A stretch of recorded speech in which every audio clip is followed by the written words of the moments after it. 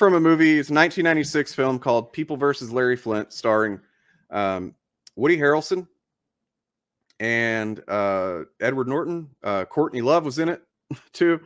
But it's about Hustler magazine's owner, founder, Larry Flint, who in a lot of respects is a really shitty guy.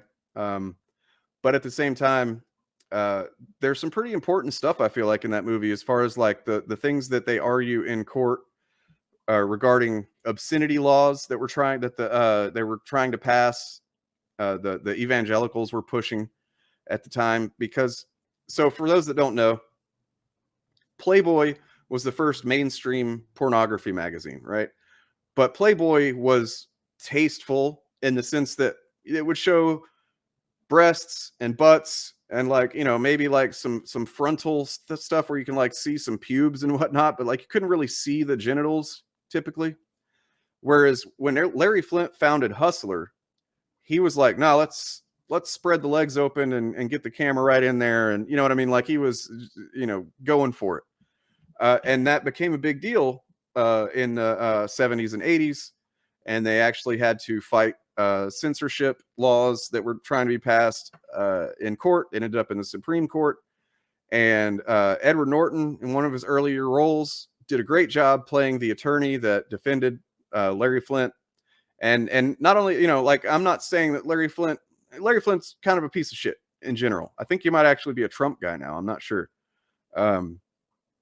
But the thing that his attorney was arguing and defending was free speech, essentially. Like, and this goes back to earlier when I talked about that guy's comment where he's like, well, I don't like blood and swearing, so I don't think any comics should have those. That's the kind of shit you have to look out for, is like people trying to take away those types of things because like I don't like them. They're distasteful to me. So, you know, and that's by the way, a very different thing from like, this is harmful. You shouldn't show this because it's harmful. It causes harm, right? Like, I don't think anybody wants in comic books to have somebody being a big transphobe or homophobe or being you know, denying the Holocaust. Those things are harmful. Those types of narratives cause genuine harm. But like when somebody's like, oh, I just don't like swearing or I don't like violence or whatever. Yeah, that's a problem. But yeah, this scene right here is pretty awesome. And hopefully I don't get copyright struck for it. Cartoon that's over 200 years old. It depicts George Washington riding on a donkey, being led by a man, and the caption suggests that this man is leading an ass to Washington. I can handle that. I think George can handle that. But that's a far cry from committing incest with your mother in an outhouse. So the context here is Hustler magazine had an ongoing feud with what was his name? That Jerry Falwell. Oh, that guy. Yeah. So yeah, that is Justice Scalia. Good call. So yeah, Jerry Falwell. He was one of the original, you know, like basically big Christian, in Christian industrial complex kind of thing. Like they had a lot of sway over the Republican Party for a few decades. You know, like the Reagan era, and going even in through the you know, Bush Jr. era. They still had some sway. They've lost a lot of it, though they still have some. They've sold themselves out because they've also attached themselves to Trump now. So like they avoid all his abortions and, you know, anti-Christian behavior to just because they want power. But yeah, so back then Jerry Falwell was outspoken against Larry Flint and Hustler magazine and pornography in general. And so they did a satirical cartoon or article in Hustler was written where it's satirical, clearly satirical. And it tells the story of the time that Jerry Falwell lost his virginity to his mother in an outhouse, which, you know, is so absurd that it's clearly not true. It's just, they were just making fun of him, you know, and it's like political, like he said here a second ago, political cartoons poking fun with absurdity at your political enemies. It goes back to the founding of the country, even before this country. It's a thing from, you know, centuries ago.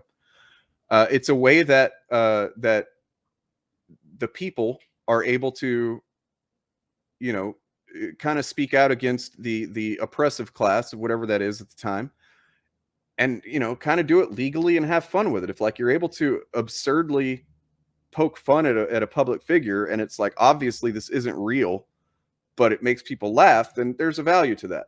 And Jerry Falwell had sued Larry Flint and Hustler for that, which became this big court that went all the way up to here, the Supreme Court, because essentially it was putting free speech on the line. That if you can't be satirical, if you can't make satirical content about people that, you know, you don't like, then, and if you can be sued anytime you do that, that's not a good standard to set, right? So like, this is actually a pretty important moment in the history of free speech. Because you're a little... I mean, there's no line between the two? No, Justice Scalia, I would say there is no line between the two, because really what you're talking about is a matter of taste and not law.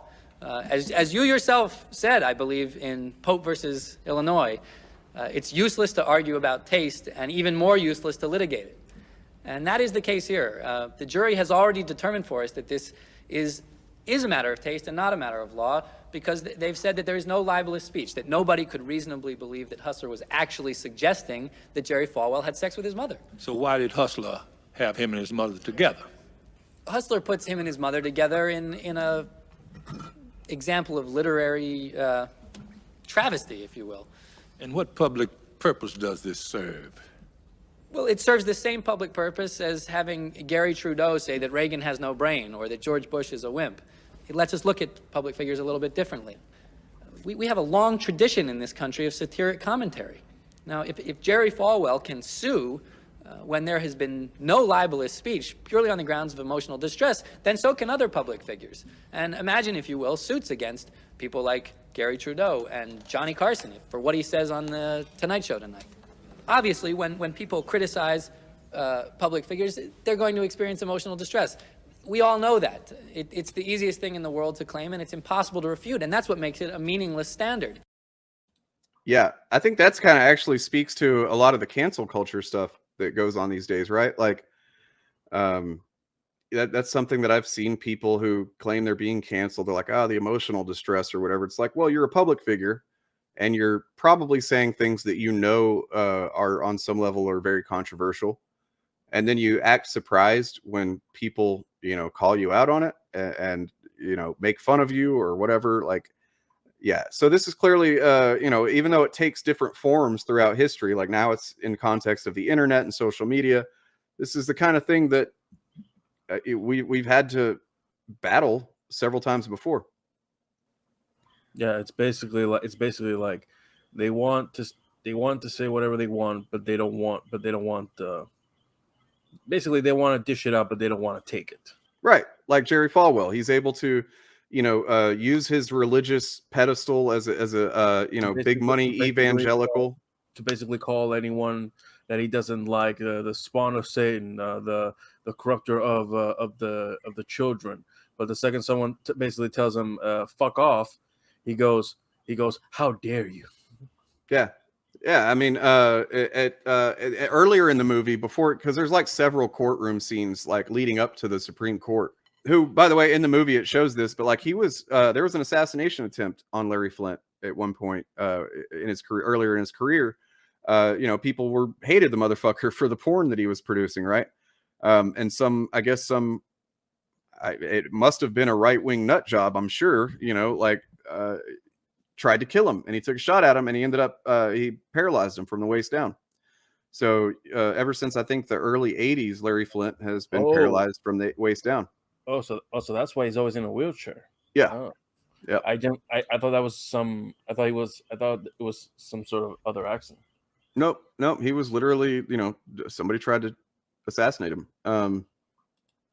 Yeah, they don't realize that freedom of speech is not freedom from consequences.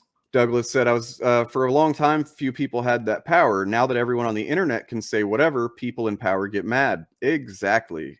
Yeah, I mean, that really sums it up right there, is that, you know, people in a high enough position